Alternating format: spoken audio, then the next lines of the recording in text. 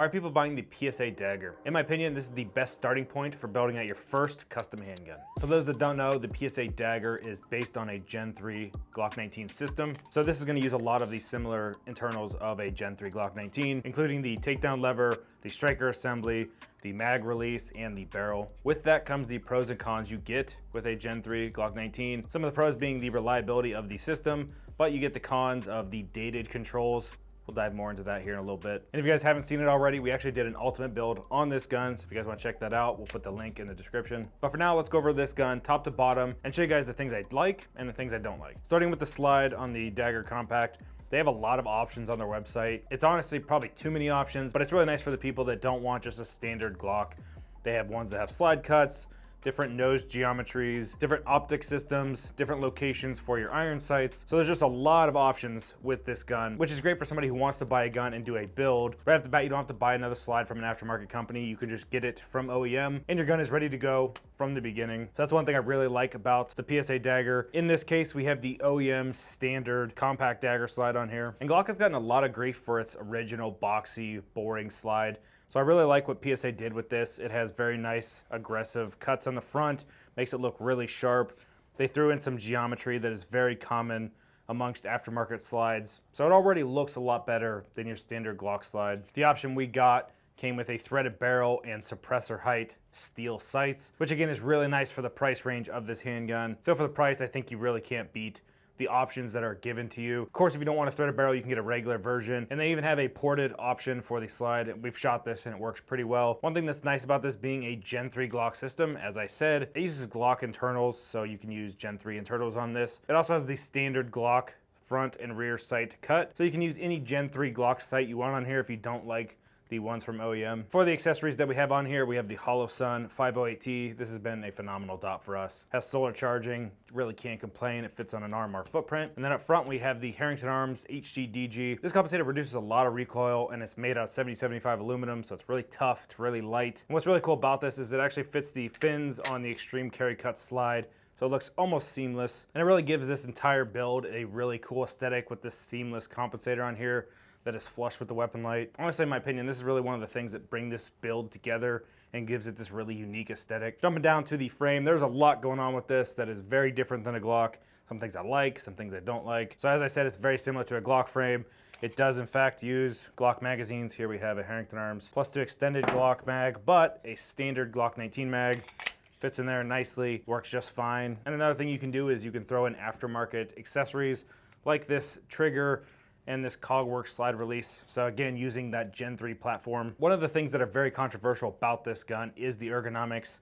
It does have this finger notch here, like a Gen 3 Glock would. That is very controversial amongst a lot of people. Some people, it's right in the middle of their finger and it's very uncomfortable. For me, it's almost perfect. It's not really that noticeable. This gun has fairly good ergonomics. When you grab it, it kind of feels like a giant oval, so it's not perfect. In my opinion, it might be slightly better than a Gen 3 Glock, but I prefer the Gen 5 Glock over this. I go back and forth on this almost daily. The ergonomics really aren't a make or break point for me. For me, they're very comfortable, but we've seen people around the shop that do not like them at all.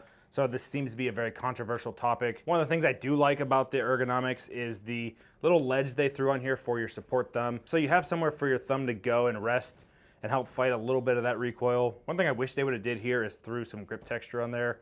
It would have made it that much easier to use this like a gas pedal and would have been a lot more effective when shooting. One thing that is abundantly noticeable with this frame is the cheapness of the polymer. It feels like a harder plastic, which comes off feeling kind of cheap. In my opinion, Glock's plastic is not really anything that great either. It's rather soft, really flexible. This seems to be a good middle ground between quality feeling polymer frames and then the cheap Glock feeling frame. So the polymer of the frame feels inherently cheap, which is kind of to be expected with the price tag of this handgun. One of the more noticeable things with this gun is actually gonna be the trigger. I do not like this trigger at all.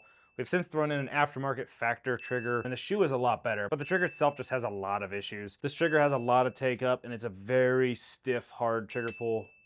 And then it gets kind of mushy, it breaks, and then the reset's nice. But the length of pull feels kind of shallow for me. So one thing I would recommend if you guys do throw in a trigger in here, I would replace this trigger bar entirely and get a lighter trigger. This trigger is very heavy, making this gun kind of hard to shoot fast. And with the stock trigger, it's just a very bad hinge system trigger.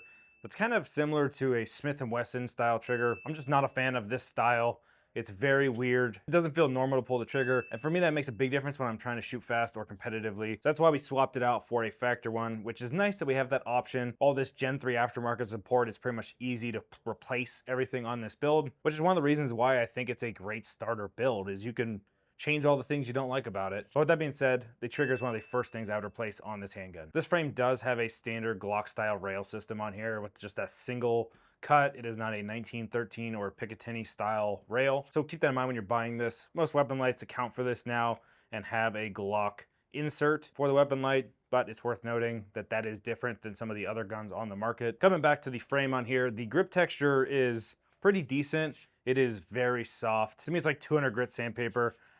It is very fine, but it does a pretty good job keeping it planted in your hand. I'd like to see this a little more aggressive, maybe closer to 100 grit sandpaper. But for somebody who's going to carry this gun all the time, whether they build it out like this or they carry it stock, this is a very nice middle ground. It's going to be very comfortable to carry.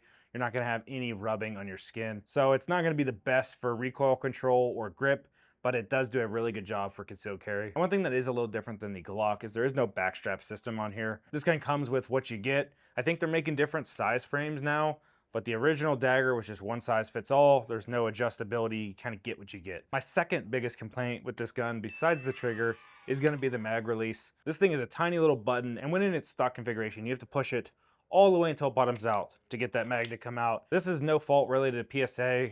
Kind of is, but this is a Gen 3 Glock mag release, and it just is not that great. We do an aftermarket mag release in here to help that a little bit, kind of extend it, and you don't have to press the mag release as far now, which is really nice, but it's still a very small, sharp button that just really doesn't do it for me. I would have liked to seen them use a different system, potentially the Gen 5 mag release system. If they're already copying Glock with the Gen 3 Glock style system, which I think they're legally allowed to do now that the patent expired, I'd have liked to seen a proprietary or potentially a Gen 3 Glock mag release system in here. So when we look at the price of the PSA Dagger, if you go with the PSA Saber option or potentially a different slide, it's gonna vary, but the base gun costs $350. And for that price, it is really hard to beat. This gun beats out a lot of competition, and you really get that Glock reliability for $350. And if you go to buy a Gen 5 Glock, you're looking at $620 for the MOS version. So with that extra $300, you really open up your budget to throw more expensive accessories on here to complete your build, whether it's a $300 optic,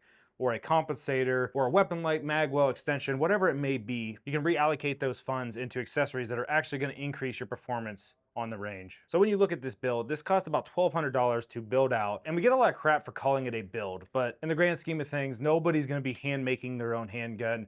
So there's really no other better term for it than a build. And with that $1,200, you're really spending a lot of money on your optic. We chose the version from PSA that came with a threaded barrel. So we threw our compensator on there, a weapon light, a Herrington Arms magwell, Herrington Arms mag extension, a factor trigger. With all that being added up, you really gain a lot of value. This weapon light's gonna allow you to shoot more accurately, both at close range and at distance. It's gonna allow you to potentially decrease the time it takes for you to get on target. You're not gonna be spending time lining up those iron sights and checking things. You can just put the dot on target and pull the trigger. For people that train with dots, this is going to increase your speed dramatically. And then we, of course, threw the compensator on there to reduce that recoil. So now you're getting accuracy and speed. In that same boat, you get the magwell. That is going to reduce the time it takes to do a reload. And while this may not help every single reload, this will help a lot when you slightly butch a reload and you just ever so slightly miss the magwell. It'll save you from completely butching that reload and wasting a lot of time. And one of the accessories that is often overlooked is the Cogworks slide release. With Glocks in general, I find myself riding the slide lock slide release. I'll either hold it down so I won't get slide lock on an empty mag, or I'll hold it up and I'll just randomly get slide lock in the middle of shooting. So with this Cogworks slide release, it gets it up out of the way, away from your hand, making it a lot easier to get slide lock when you need it and not get slide lock in the middle of shooting. As I mentioned earlier, this gun beats out a lot of its competition. In my opinion, the Taurus G3 is a really close competitor to this gun. It's very popular for the budget entry-level handguns. In my opinion, the Dagger just completely annihilates the Taurus G3. It's just a better gun in a lot of different ways. Another competitor is the Springfield XD. While this is kind of a dated gun, Springfield recently released the Echelon, which is a much better gun than the Dagger, but it's also a much higher price point. The original XD is coming in around $300, and in my opinion, the Dagger Compact is just significantly better. However, when you go up a notch and you look at the Canic Meta, for $100 more, I think it's potentially a better handgun. It has better ergonomics, a better stock trigger, and while it doesn't have the aftermarket support or the different slide options, I think it's just a better stock gun For me, I could shoot it faster, it's more comfortable. The mag release is significantly better than the Gen 3 design. However, it's $100 more. So if you're gonna keep a gun stock, I think that's a much better option to go. Spend the $100 more, get a slightly better gun that you're not gonna mess with. If you're gonna do a build, there's just not a lot of aftermarket accessories for the Canik, and there are for the PSA Dagger. So that brings me to my next point. Who is the PSA Dagger for? There are really two schools of thought here. You either stay stock and use the gun for what it is, or you do a build. For the person who wants to keep it stock, I think there are better options out there like the Canik Meta, or potentially a used 365, Smith & Wesson 320. You can find a lot of those guns secondhand for about the cost of a PSA Dagger. However, the Dagger is a lot better than those cheaper competition guns. Like I mentioned, the Taurus G3 and the Springfield XD. So it's a pretty good middle ground if you want to keep it stock. It is a great $350 gun. There's just a lot of things I personally don't like. And that brings me to the second school of thought, which is a build. At $360, this is a great platform. You get a lot of savings, you get a lot of aftermarket support, and you're not going with a random company trying to build a Glock clone from an 80% lower, or potentially buying a used Glock. A lot of the Glock clones are very expensive. If you look at ZevTech or Shadow Systems, those guns are just not in the same league as the Dagger. This gun is very cheap, allowing you to spend that money on different accessories, and that's what makes this such a great option for people who want to get into building handguns. Instead of spending $2,500 on building a custom 320, you could spend $1,200 on a PSA Dagger. You still get the very similar feel of the Glock platform with the mag release, the trigger, the mags. It's all very similar. So for someone who's starting out and wants to get into handguns, you're going to get into a system that is well known, that is reliable, that is kind of unanimous across the board. Almost everybody shot a Glock that is into the firearms industry. So if in the future you decide that you want to buy a higher quality handgun or a more expensive handgun, let's say a Glock 19 or a 45 MOS, it's gonna feel like second nature for you to pick that gun up and to use it at the range. And I think it really just boils down to what you wanna do. If you wanna keep it stock or you wanna build. Either or, I still think this is a solid gun. For me, it's just more of the build route. Obviously, we're a comp company, so we're going to put a compensator on it. But even with all the other accessories, this is how I like my handguns to look and feel. I like to have an optic, I like to have a weapon light, I like to have mag extensions, I like to have nice triggers. And this kind of embodies that at about half the cost of what I would spend building out a custom 320. If you guys have some money and you want to build out a really cool system that is not a PSA Dagger, I recommend checking out the video we did on the custom P320. It is gonna be double the cost of this, but in my opinion, it is a much better system and you really get what you pay for with that build. Otherwise, if you guys like this video, we'd appreciate a like and subscribe. We'll see you next time.